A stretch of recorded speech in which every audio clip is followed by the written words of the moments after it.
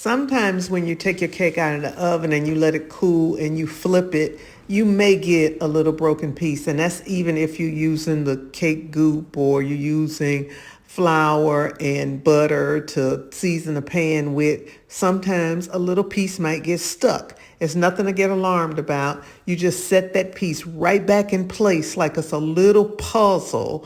And once you put the powdered sugar over the cake, no one will ever know that it was ever broken. So I wanted to show you that. And also a way that you can keep your cakes moist is when you take them out of the oven and you let them cool in the pan for a few minutes and then you flip them out. You take a damp, clean kitchen towel, damp, and put it over that cake, and that will keep that cake moist while you're allowing it to cool completely. After it cools completely, in this case, this is an almond cake. I just sprinkled with a little powdered sugar, and we're ready to go, ready to eat, and nobody knows that I have a little broken piece of cake on there. All right, I wanted to give y'all that quick tip. I'm Val Taylor. I'll see y'all on the next video. Y'all go out and make it a great day. Bye now.